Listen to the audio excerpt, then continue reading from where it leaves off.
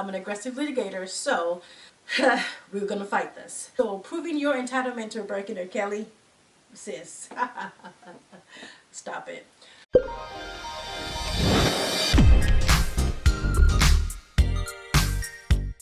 Hi guys, welcome back to my channel. If you are a new subscriber, thank you so much for subscribing. If you're not, go ahead and hit the subscribe button. My name is Annette. I upload videos once or twice a week covering a wide variety of topics, and I would love it if you join the family. I am an attorney. You follow me on socials, you know that I am an attorney by trade. I have been practicing law for 12 years now, and in my channel I cover a couple of things here and there, discussing legal topics. Not as often, but every now and then I do. And you also know I love fashion. I love fashion and all things luxury. So when there is a confluence of legal affairs and fashion, I'm here for it. Okay? So today, this video is one of those videos in which we'll be discussing the confluence between fashion and law. And nothing else is hitting the headlines as crazily as what's going on right now in Hermes world. So basically, you must have been under a rock if you haven't heard that Hermes has gotten sued. Yep. Hermes, the brand that has us all hypnotized, if you will, has been sued. So in this video, I will break down to you what the lawsuit is talking about, the basis of the lawsuit, whether or not Hermes has a chance at prevailing, and how I think we can move on from this. I'll start this video by saying this is not legal advice. There's nothing here that should be construed as legal advice, and you watching this video does not constitute attorney-client relationship. This is simply my opinion. I do not practice trademark, copyright, or patent law. I am an employment attorney. I deal with employment law issues and breach of contract issues. I dabble here and there in medical malpractice, but that's about it. So let's go ahead and get started. Two ladies in California commenced action against Hermes, accusing them of antitrust practices in the United States. Now, antitrust is an area of law that basically covers trade practices in the U.S., how you can buy and sell things, and the rules governing commerce, basically.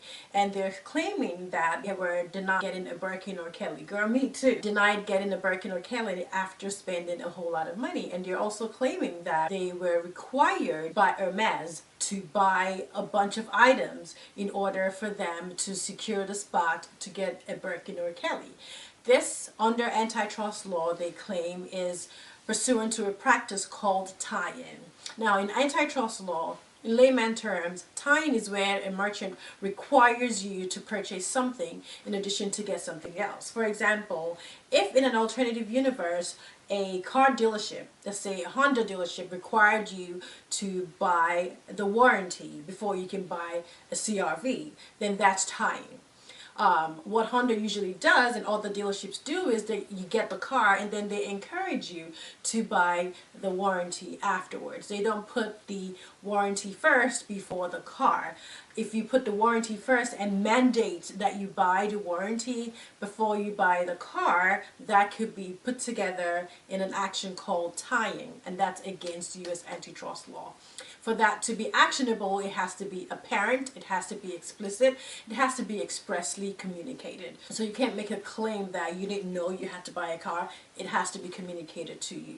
That is how I understand it. It may not be 100% accurate, as antitrust attorneys are more well versed in that area. I am an employment attorney. This is not my area of practice, but I can provide opinion about it. So that's the basis of the class action.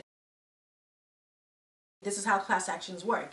And being that it's a class action, they are claiming that if you've been denied this practice and you live in California, you may be an eligible class member. If you're a class member, you won't have to opt in. Your information would somehow automatically be extrapolated from the client list in California. If it is certified as a class action, then you'll be sent notices. If you don't do anything, you will get automatically included in the class if you are deemed a potential class member. However, if you do not want to be included in the class, and if you want to bring your own lawsuit against Hermes, then you have to opt out and then potentially see if you can bring a claim at a later time. Class members usually don't get a lot of money. Only the two class representatives may get a significant amount, not just in this case, but in general. Class action members usually get anywhere from like 25 cents to $100.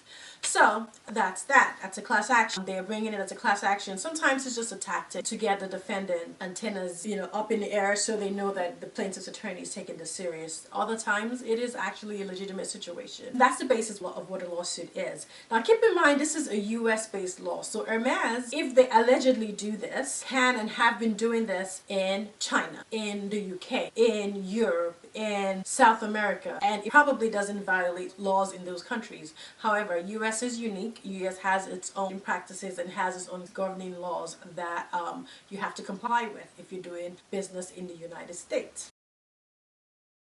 Now, as an attorney, what will my defense tactics be? What do I think the defense is in the situation? Well, one, if I were Hermes's defense attorney, Hermes, give me a call. I'll first of all file a motion to dismiss. I'll try to get the case kicked out instantly, simply because I've been purchasing from Hermes for a very long time, and nowhere in your receipt, in the magazines you get, in the authenticity booklets you get, is there any written policy saying that they require you to buy XYZ before a Birkin is offered to you. And part of what makes the tying cause of action actionable, if you will, is the fact that the need to do that is clearly communicated to you as a consumer. So if you don't have that communicated, then there's no way you can allege that that is what we're doing. We have to be on notice that that's what your practice is. So Hermes is going to come in guns blazing and say, and I think they already issued a statement saying they don't do that practice. There is no explicit practice like that. So one, Hermes will definitely come in guns blazing, file a motion to dismiss. If the motion to dismiss gets granted, then the case will be thrown out. If the motion to dismiss does not get granted, then if the case goes through discovery, our attorney for Hermes, plaintiffs file a motion class certification. Plaintiffs try to allege and bolster the allegation as to why class action. A class action, you have to have more than 40 people who are eligible members of the class. They all have to be similarly situated, being treated this thing at the same time. So 40 people or more who have been paying thousands of dollars in order to buy a Birkin and have not received a Birkin in California. So these are just some of the requirements you have to meet to be a class action member. And I would decertify. I would move to decertify. I would first of all oppose that motion and say you cannot meet the numerosity requirements, plus all these individuals are not similarly situated. I mean, similarly situated usually comes in a place where, for example, if you received a vaccine from, I don't know, CVS, and the vaccine was contaminated, every single person who received a batch of vaccines that was contaminated, for all intents and purposes, are similarly situated. You got the jab, you got sick. Boom. For Hermes, for the plaintiffs to be able to make that assertion is going to be super difficult. So yeah, I will go ahead and move to dismiss. If that doesn't work, I'll go ahead and oppose any certification tactics that they try to make as a class action. And if we still proceed with that, if the class is actually granted, once we go through class discovery, I will move to decertify the class. So there's a lot of opportunities to defend this case using regular litigation tactics. As you can tell, I'm an aggressive litigator, so we're going to fight this. So now what is Hermes going to say substantively? Well, one, they don't have any written practice that this is what they do. Maybe what they do, which is what we know, is they try to reward brand loyalty, right? These pieces are not made every day. These pieces take over 48 hours to make. Every year they actually reduce the number of these pieces being put in production. I think in the year 2024 there's a 38% decrease in the production of Birkins and Kellys. So these items are not readily available to be given to you anyway. So even if you come in guns blazing with $100,000 to spend, there's no guarantee that you're going to get one, sis. It's not like walking into Walmart and getting a bag of oranges. It's just not going to happen. And as a privately owned company, they have the right to do whatever they want to do and reward clients that they deem are loyal to the brand. And that's what they do. And brand loyalty can be found in frequent purchases, purchasing across the board, and that is what Hermes does. They reward brand loyalty. They don't tie purchases and predicate them on your being offered a Birkin. Are those two concepts similar? Technically. But are they the same? No. And for all intents and purposes, we just need to show that they are not the same for them to win the lawsuit. Another defense tactic that I would allege as Hermes defense attorney is that, are there people out there who just walk into a boutique and say, I want a Birkin or I want a Kelly, and boom, they get it without spending a dime? Yes. Do they exist? Yes. Are there a lot of them? No. But the fact that one single person can simply say, I have walked into an Hermes store and I was offered a bag with zero pre-spend, that alone counteracts countervened any assertion plaintiff is trying to make, has made, and is putting forward, saying that time is an absolute, because people have walked in and just gotten offered a Birkin and Kelly without buying houseware, without buying slippers, without buying belts or perfumes or fragrances or highlighters or anything else. So the fact that people actually do get lucky that way supports Hermes' defense, and the fact that no, this is not a practice. We just offer bags to people on availability and based on sometimes brand loyalty, even if they have to go that far. Because what the court is not going to do, the court is not going to sit as a super personnel decision maker, determine what business owners can do and cannot do, especially when they're privately owned businesses, international businesses. Nope, the court's going to be like, you know what? That's how you want to reward your customers? The same way a court's not going to say, oh, Southwest, you're making people fly 100 times before you give them a free flight. That's not nice. No, the court's going to be like, well, Southwest, you do what you deem is necessary for your business. You want to make people fly 100 times before they can get a free flight? Sure, that's what you need to do as a business. The court's not going to sit on every single business owner's lap and say, oh, this is what you want to do. No. So, with those three things alone, Hermes has a significant chance of winning this lawsuit. 90% of lawsuits settle. I don't know that Hermes is going to settle this. And if they settled it, it may just set a precedent for other people to keep coming in and make these same allegations. So why do I think this happened? I think this happened with the resurgence of TikTok. I blame it all on TikTok, I know. But hear me out. I don't have TikTok, but when I do browse through my friends' TikToks, there are millions of videos about Hermes. There are millions of videos about Hermes, Birkins, and Kellys that were not in existence prior. So, not like I'm gatekeeping, but those of us who have been in this luxury community for a long time knew what the deal was, right? So now there's a lot of people who are coming out with videos about Hermes, which is increasing the interest. At the same time, Hermes, on the other hand, is reducing the production of these purses. So the disconnect between those two things can propel people and create a sense of entitlement, because if they see an influencer walk into a boutique and get one, they're like, I want to get one too.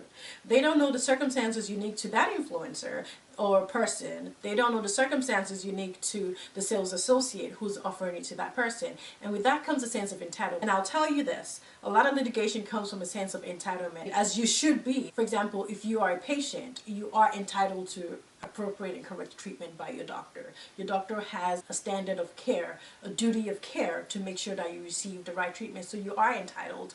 But this is not a situation like that. This is not a tort case, this is not a negligence case. So proving your entitlement to a Birkin or Kelly, sis, stop it. And not just TikTok, on YouTube, on Instagram, a lot of people are now obsessed with Birkins and Kellys and everybody wants one. I get it, and that's kind of where we are.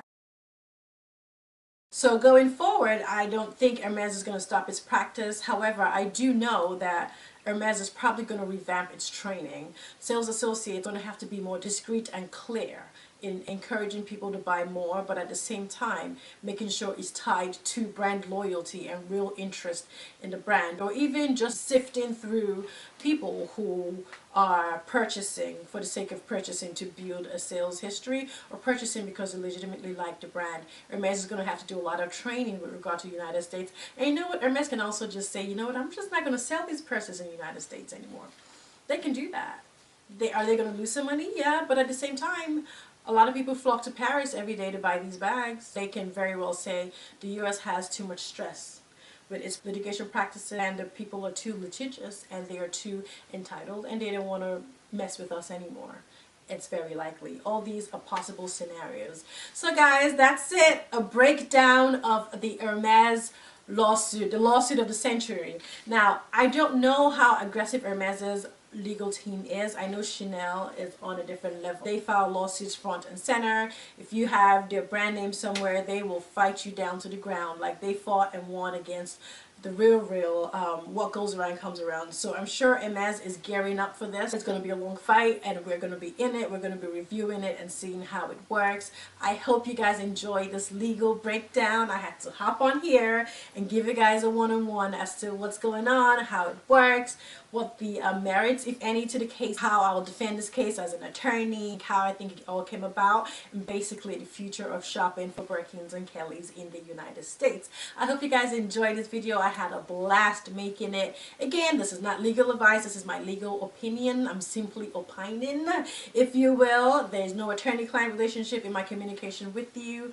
I am just sharing my thoughts. Be sure to give this video a nice, huge resounding thumbs up if you like it. Be sure to share it with your friends. Also, don't forget to subscribe and check me out on Instagram. My Instagram handle is itsannette. I'm your favorite luxury lawyer, and I will catch you guys in my next one. Bye.